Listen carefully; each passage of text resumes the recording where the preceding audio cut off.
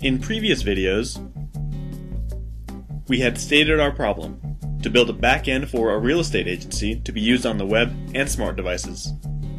To do this, we had started by creating a KB and the property transaction, and had set the web back-end to be generated in Ruby in the cloud. Next, we had GeneXus build the application and finally entered a property into the system from a browser. In this way, we could continue developing the entire web backend. But what about the backend for mobile devices? What kind of application do we have in mind for the smart device? It's an application that'll be used by real estate agents. We start with the simplest task. An agent needs to see the list of properties. He selects a property from the list to see more details about the selected property, from which he may need to change some data. So, how do we implement the panel to work with properties? In the transaction, we go to the Patterns section and choose Work With from the patterns that can be applied to the transaction to this entity, that is to say, work with properties that will be used on smart devices, not on the web. This pattern will implement the list of real estate properties, and for each property, its details. To do this, just like with all patterns, you only have to select the checkbox and save. Here we can see what's been created. So what do we have to do to generate and try our application for smart devices? Create a menu or point of entry. For the web, it was created automatically by GeneXus. It was the developer menu. To make this entry for smart devices, we created an object of dashboard type.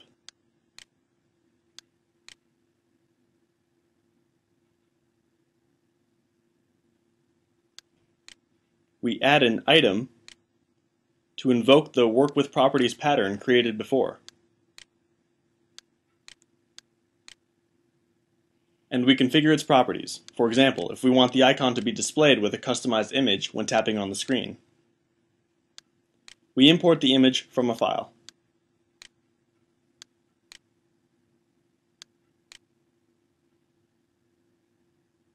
We can change its description. We can also configure its header and the dashboard icon.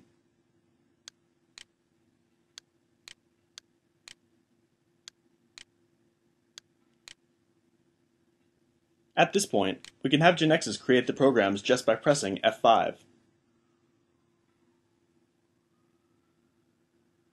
But for which device? Since we haven't changed anything, it'll be for the default option, Android. As we can see, GeneXus opens an Android emulator for us to try the application if we don't have an actual device to do it. Here we can see the property that we had entered. At the same time, the developer menu is opened in the browser. In addition to the links to execute the web backend, it'll have a QR code and a download link related to the SD application. Why? In order to load and install the compiled application in our device and try it there instead of using the emulator. We can send this URL to anyone who has a QR code reader installed.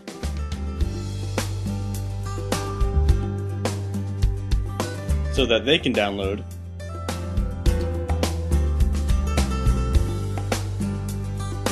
and install the application to give it a try. Note that there's only one listed property, and it's the one that we added using the web developer menu. Tapping on it shows its details. Since the address is an address domain attribute, the application gives the option to view it in a map.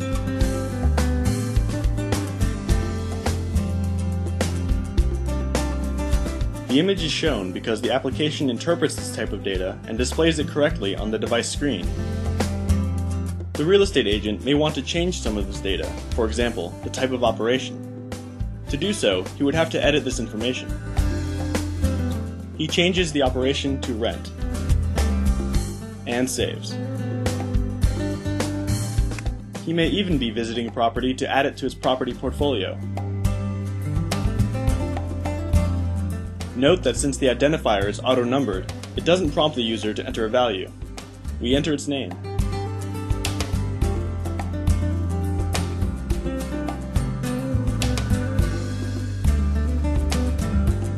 Listing date will assume today's date value by default, because of the default rule that we stated in the transaction, so we don't need to enter a value. But in case we want to enter a value, since it's of date type, the application is able to understand its meaning and displays the date picker, which is a device application to easily select a date. Now we'll enter the address.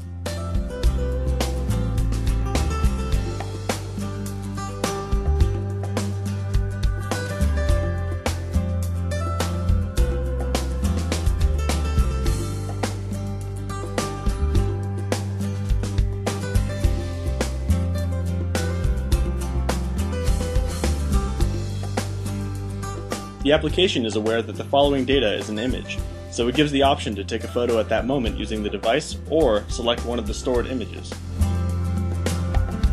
We'll take a photo of the property we have in front of us.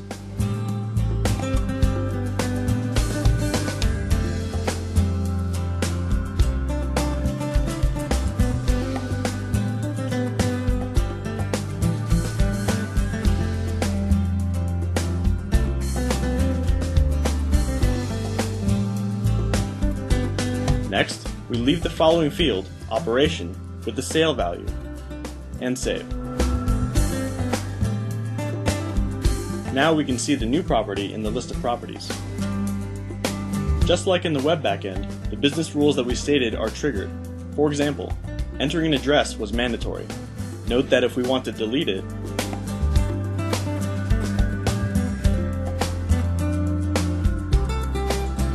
we are not allowed to do so.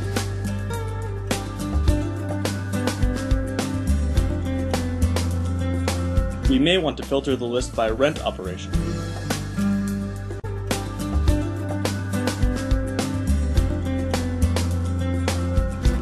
Or go back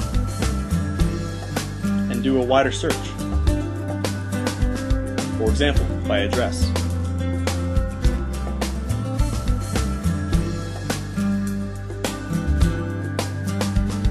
What information is being shown in the list? The property's image and name.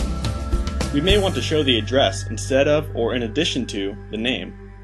This and other customizations can be easily and quickly made using GeneXus. In the Work with Smart Devices object, I open the section that implements the list of properties layout. In addition to the name, I add the address. I save and press F5 to have GeneXus generate the application again.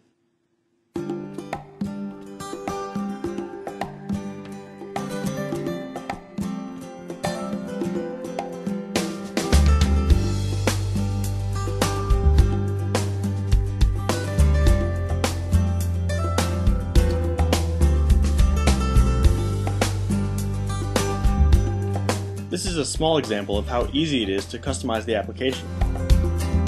We've been able to create what we wanted, one part of the web backend and another part running on the smart device.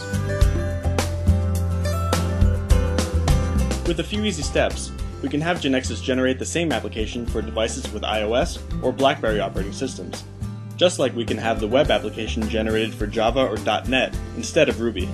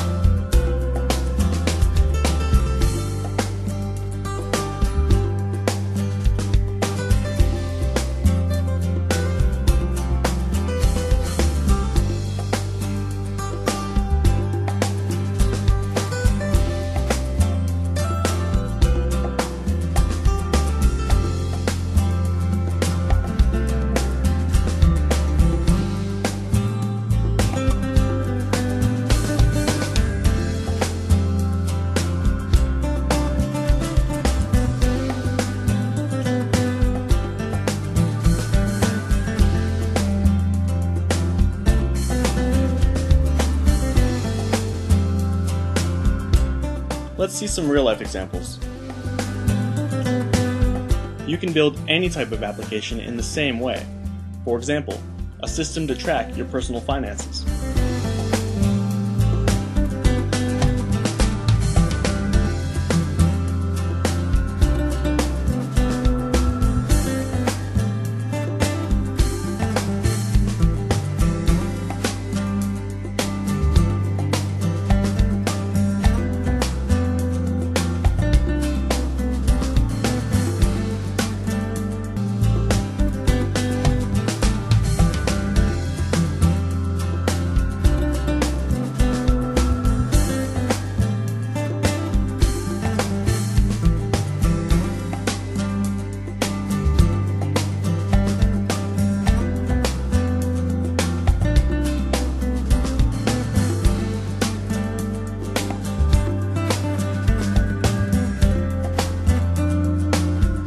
And lots more.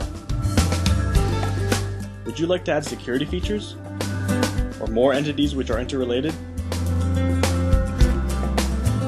Would you like to customize what's being displayed, such as interfaces, the order in which data is displayed, or the searches available? Do you need to add actions, such as scheduling visits on your calendar? Or add a client to the address list in the device? Or maybe send messages? To be continued.